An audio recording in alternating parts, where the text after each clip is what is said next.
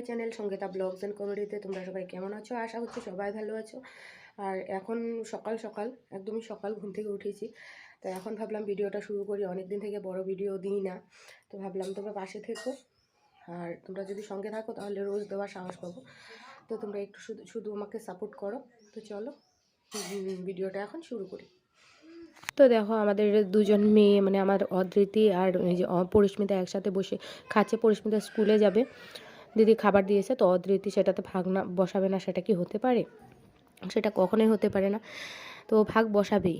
আর এদিকে আসলাম, ওইদিকে যেহেতু খাচ্ছে, দুষ্টুমি করছে না, শান্তভাবেই বসে আছে, সেই জন্য আমি এদিকে জামা কাপড়গুলো কাচতে আসলাম। মানে আগের দিনও রোদ উঠেছে, অনেক দিন থেকে রোদ নেই, আবার আজকেও রোদ উঠেছে, সেই জন্য ভাবলাম যে জামা কাপড়গুলো কেচে দিই। আগের দিন অনেকগুলো জামা কাপড় কেচে দিয়েছি, তেমন একটা মানে কিছু জামা কাপড় শুকিয়েছি, কিছু শুকোয়নি, সেই জন্য আজকেও আবার কিছু ধুয়ে দিলাম। যেগুলো বিকেলবেলা ধোবো সেগুলো আর শুকোবে না, মানে স্নানের সময় মেয়ে যেহেতু হিসু করতেই থাকে, একটু পর পর সেগুলো ধুয়ে দিতে হয়, তো সেগুলোই ধুয়ে দিচ্ছি। আর এদিকে জলটা কিন্তু আবার চেঞ্জ করে আবার ধোবো, তো বারবার তো আর শেয়ার করা যাবে না ভিডিওতে, একটা ভিডিওতে তো একটু একটু শেয়ার করতে হবে, তোমরাও বোরিং ফিল করবে। অনেক দিন থেকে বড় ভিডিও দিচ্ছি না, তাই ভাবলাম যে আজকে তোমাদের সাথে একটা বড় ভিডিও শেয়ার করি। এইদিকে দেখো ঘুম থেকে উঠে আমাদের উঠোনে পুরো জামা কাপড়ে ভর্তি হয়ে যায়। আর শীতের দিনে রোদ, যেখানে রোদ পড়বে সকালবেলা সবাই সেখানেই কাপড় মেলবে।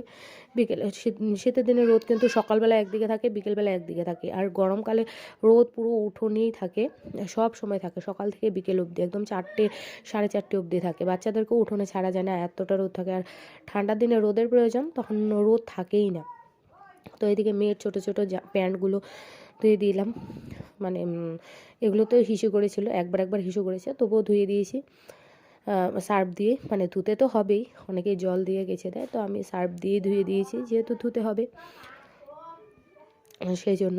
তো এক এক করে জামা কাপড়গুলো মেলতেও সময় লাগে। জামা কাপড়গুলো ধুয়ে এসে কিন্তু আমি ব্রাশ করেছি। আর এদিকে এখন আমি কিছু একটা তো খাবো, সেই জন্য সুজির হালুয়া করে নিচ্ছি, সাদা সিধা হালুয়া, কাজু কিশমিশ কিছুই দেবো না, শুধু নেড়ে চেড়ে একটু চিনি দিয়ে জাল করে খাবো। শুধু আমার জন্যই যেহেতু বানাবো, ও তেমন একটা ভালোবাসে না। আর অদৃতিকে সন্ধ্যেবেলা করে বানিয়ে দিই, কিন্তু অনেকটা ভেজে বানিয়ে দিই না, কারণ গ্যাস হয়ে যায়, তো বাচ্চাদের গ্যাস হয়ে গেলে অনেক অসুবিধে হয়।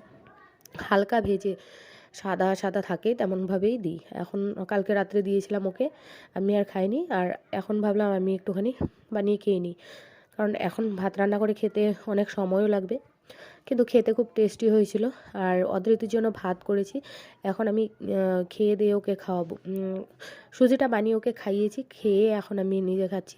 আর এখন এদিকে আসলাম, দেখো বিছানাটাকে গুছিয়ে, মোটামুটি গুছিয়ে, তারপর তোষকটাকে তোলে রোদে দেবো। অনেক দিন পর রোদ উঠছে, মাঝে মাঝে মেয়ে হিসু করে, তখন তোষকেও পরে, কিন্তু নিচে ম্যাট্রেস আছে, তো ম্যাট্রেসে যায় না হিসুটা, তোষকেই থাকে, সেই জন্য তোষকটাই রোদে দেবো। আর ম্যাট্রেসটা আমি একা পারবও না।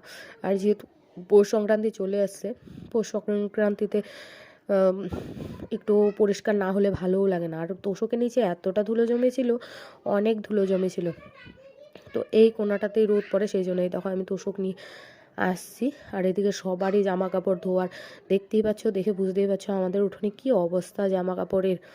আর আমার অদৃতি এদিকে পেছন পেছন ঘুরু ঘুরু করছে। পৌষ সংক্রান্তির জন্যই মানে ছোটো বাচ্চাকে নিয়ে পারা যায় না, একটু একটু করেই করছি। এদিকে তোষকটা আজকে রোদে দিলাম ঘরের, ভাবছি যে এখন ঘরের ঝোলগুলো ঝেড়ে নেব, রান্নাবান্নার বেশি ঝামেলা রাখবো না। আর রান্নাবান্না তোমাদের সাথে শেয়ারও করিনি, অনেক দিন পর ভিডিওটা দিচ্ছি তোমাদের সামনে। বড় ভিডিও যেহেতু দেই না এখন, তো তোমরা একটু সাপোর্ট করো, পাশে থেকো, কমেন্ট করো, ভিডিও কেমন লাগলো না লাগলো কমেন্ট করো, তাহলে আমার একটু ভালো লাগবে। ভিডিওটা বেশি লম্বা দিইনি, যদি তোমরা দেখো ভালোবাসা দাও তাহলে আর একটু লম্বা করবো, 10 মিনিটের মতো করবো। আজকে 7 মিনিটও হয়নি, কমই আছে। তো ঝোল তেমন একটা আমার ঘরে হয়ও নি, কারণ মানে কদিন আগেও ছেড়েছি, প্রায়ই মাঝে মাঝে ছাড়তে থাকি। এখন যেহেতু পৌষ সংক্রান্তি আসছে, তার জন্য একটুখানি পরিষ্কার না হলে ভালো লাগে না, নিজেরাও পরিষ্কার হতে হয়, জামা কাপড়গুলোও ধুতে হয়, আবার ঘরগুলো ঝাড়লেও ভালো লাগে। আমাদের এখানে পৌষ সংক্রান্তিতে কিন্তু অনেক মানে পরিষ্কার করতে হয়। তো এখন আমি আসলাম ঘরটাকে ঝাড় দিয়ে নিচ্ছি। অদ্রিতের জন্য কিন্তু একটা তরকারি বানিয়ে নিয়েছে, কারণ মেয়ে তো খেয়ে ঘুমোবে, সেজন্য তরকারিটা বানিয়ে এখন ঘর ঝাড় দিতে এসেছি আমি।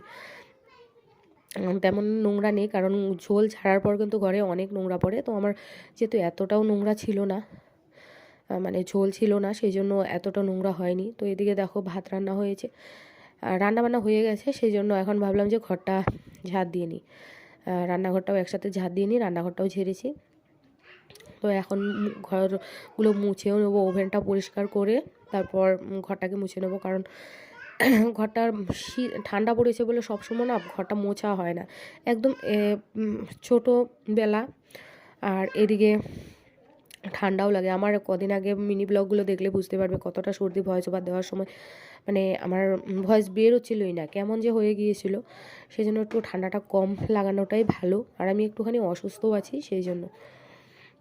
তো এখন ওভেন পরিষ্কার করে তারপর ঘর টরগুলো পরিষ্কার করবো। তোমাদের ভিডিওটা ভালো লাগলে অবশ্যই একটা লাইক করে দিও। লাইক ভিডিওতে পড়েই না তেমনভাবে, আর কমেন্ট তো আসেই না, কমেন্ট খুব কম আসে। কমেন্ট করলে আমার অনেকটা ভালো লাগে, ভালো মন্দ বুঝতে পারি কি মানে ভিডিওতে কিছু কমতি থাকলো কি না, সেটা আর কি বুঝতে পারি। তো এইদিকে দেখো মেয়ের খেলনা টেলনা অনেক কিছু আছে, এই জায়গাটা পরিষ্কার করে তারপর ঘর মুছতে হচ্ছে। ভিডিওটা আমার এই পর্যন্ত, আর এরপর আর কোনো কাজকর্ম তোমাদের সাথে শেয়ার করব না, এতটুকুই থাকবে। তো তোমরা সবাই পাশে থেকো, সবাই ভালো থেকো, সুস্থ থেকো, আর আমার পাশে থেকো, কারণ তোমরা সাপোর্ট না করলে তো একদমই এগোতে পারবো না। অনেক দিন পর আশা করে মানে বড় ভিডিওটা দিচ্ছি। তো চলো বন্ধুরা, টাটা।